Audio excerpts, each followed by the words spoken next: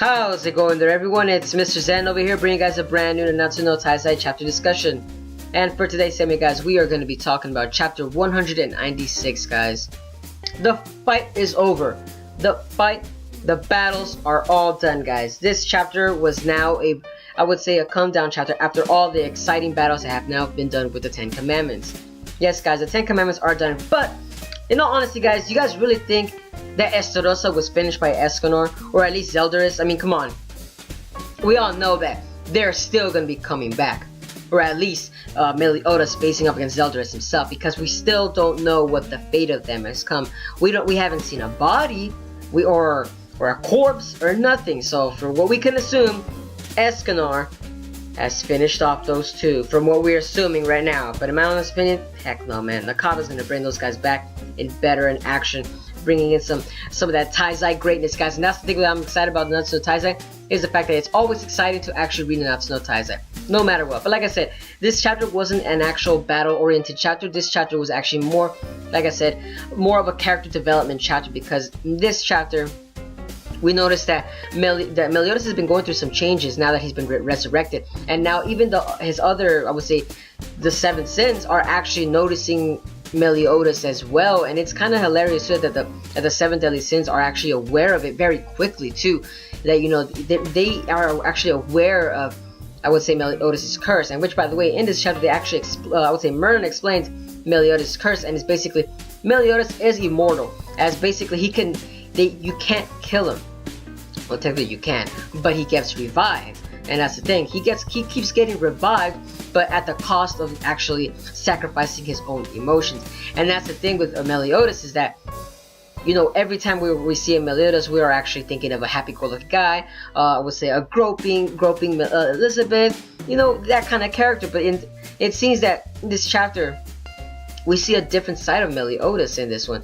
And, you know, and that's the thing that I love about Nanatsu no Taizai, is that we actually get to see Meliodas go through so many changes from the beginning and all the way to the end, guys. You know, we're always seeing character development through it, each and every one of the characters. And remember, Meliodas isn't always the main star of the Nanatsu no Taizai universe. I love the way Nakaba always gives time to actually showcase the other 7 deadly sins and give them, like I would say, even if it's just a brief couple panels, they're still able to manage, I would say, great exposition for each and every one of the characters. And that's the thing I love about Nakaba. Nakaba, I am always proud of you, you know, always proud of you that you're actually bringing in that good oriented chapters, guys. But like I said, this chapter, I would say very different now. I feels like maybe that now that this arc is done, we're actually progressing into a new arc in that itself, because this chapter, there was actually a little bit of grieving, guys. We were grieving at some of the knights that were lost in the battle of Leonis, and basically Jericho herself even stated I would say her anger at how Dreyfus was actually still alive. And, you know, at that scene that we actually were witnessing, guys, I personally thought to myself, you know, Jericho, you really shouldn't be mad at Dreyfus, because in that actual scene, Jericho was yelling at Dreyfus, saying that, you know, it's your fault that all these knights are dying. It's all your fault. All this is orchestrated. If not, everything else would be at peace. But, you know, at the same time, you gotta think about it. What Jericho was just expressing was the regular humans' concern and emotions that they're actually penting in. Now, of course, in all aspects, of course, because, you know, we're the readers, we don't really see that, because we know that Dreyfus wasn't possessed. He was possessed. He was possessed by the 10 commandments. It wasn't necessarily him. He wasn't not in control of any of his actions. That, you know, we're all wondering, like, you know, it's not necessarily, I would say, all of Dreyfus's fault. You know, he does have some part in it, but because he was put in a predicament where he couldn't do anything. That's the thing, you know. And that's the thing about Jericho, is that it also shows her naivety. I don't know if I'm pronouncing it right or wrong.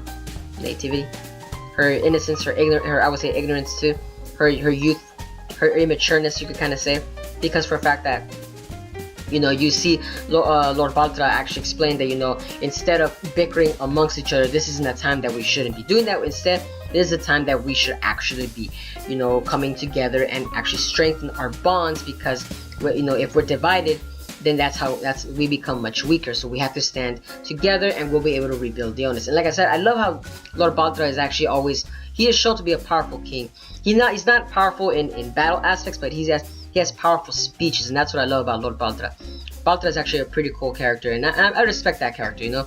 I love how Elizabeth's father is actually a very well-oriented character, guys. Well-oriented, like I said. I love that character. But, you know, the chapter itself, it actually also showcases Bon and the others. Like I said, the Sins are actually talking to Meliodas for a little bit.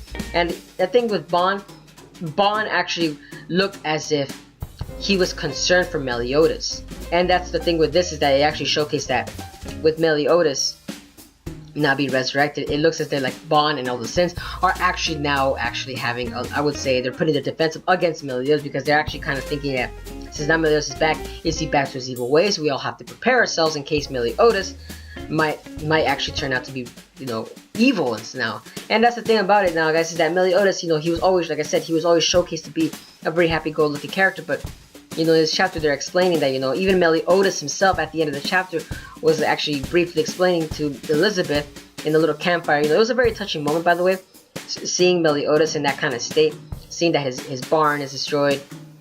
You know, I'm sorry, not his barn. His bar is destroyed. And, you know, you're just looking at him saying, you know, like, you know, I kind of feel sorry, and I feel pity for Meliodas, because for a fact that you're looking at it and you're seeing that Meliodas has still a lot to overcome, even though the great battle is won, but the overall war inside Meliodas, it still continues on. And the thing about Meliodas too is that he might actually be stronger than the Sins. That's why the Sins are actually probably concerned as well, because if they have to go into battle against Meliodas, they have to kill somebody that they actually been working with for quite a long time. You know, and like I said, Meliodas even stated that, you know, he looked at Bon and the other Sins, and specifically Bon, because Bon is his best friend. He looked at him, he couldn't even recognize his friend from face, or he couldn't even look him in the eye, as if saying that, you know, like as if saying that I don't want you to look at me in this kind of state. Like, that's the kind of impression that I got off of that little scene, you know. And that's the thing, guys, with the 7 deadly sins, each and every one of them is overpowered, but are they able to overpower Meliodas? That's the question that everybody's always wondering. And that is, yes, if they all maybe they might band together, they might not kill him, but they can actually incapacitate him. Just like how Merlin incapacitated Greylord, that's the way they might have to do with Meliodas. But that's you know, that's if Merlin's up to the task. Because, you know, it seems that Merlin is the only one that would be capable of actually incapacitating Meliodas himself. But that's probably for like future chapter references or future arcs in itself, because in this arc that now is done, it might lead on to the Goddess Clan, because the 10 Commandments are done, and they were actually, I would say, introducing the Goddess Clan in the 10 Commandments arc. So we're kind of wondering as to when I would say the Goddess Clan are going to start popping up, or how the next arc is going to envelop, because, you know, we're wondering as to what the next arc is going to be about too. You know, even if one of the 10 Commandments are still alive, are they actually going to invoke the Goddess Clan, or the Goddess Clan, are they going to invoke themselves onto the universe of the Taizai universe, I would say. So we're not too sure, guys. We're not too sure.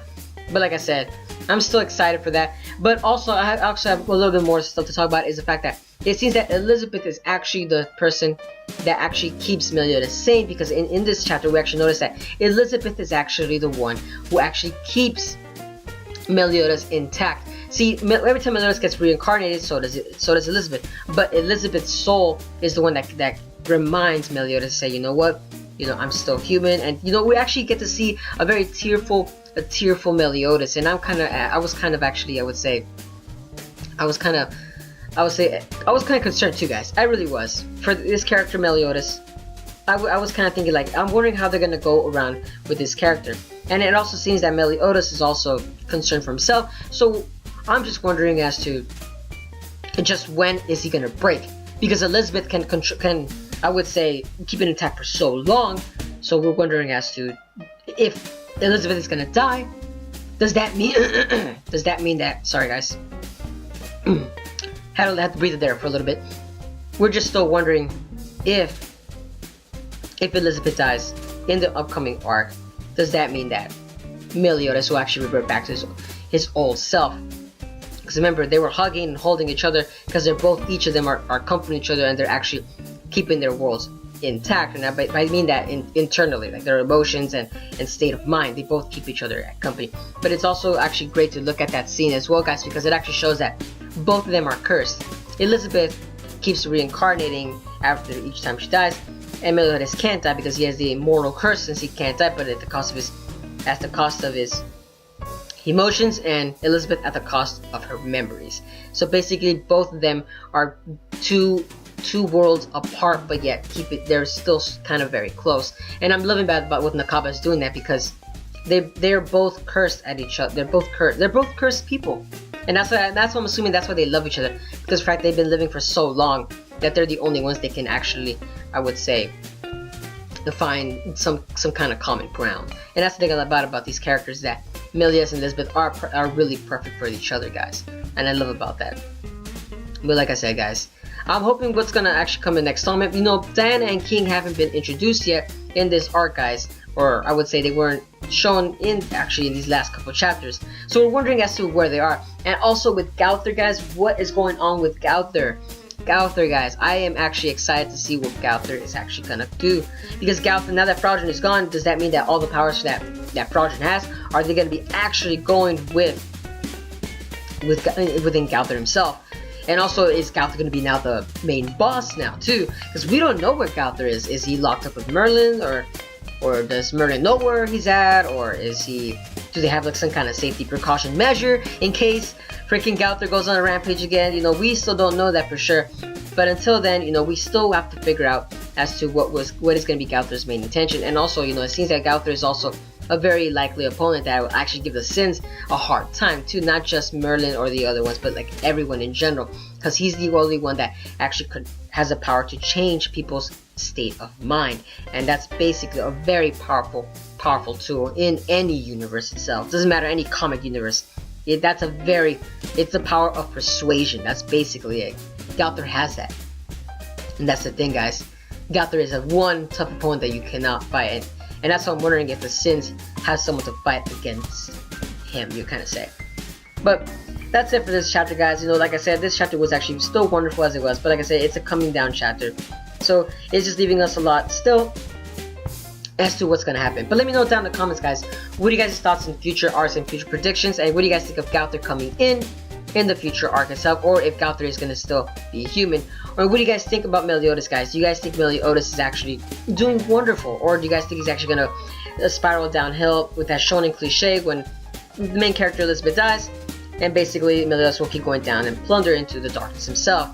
Like I said, guys, let me know down in the comments below. And as always, guys, if you guys enjoy my content, give it a like, comment, share, and subscribe for more Nanatsu no Taizai chapter discussions. And as always, guys, have a wonderful day. But this is Mr. Zen, signing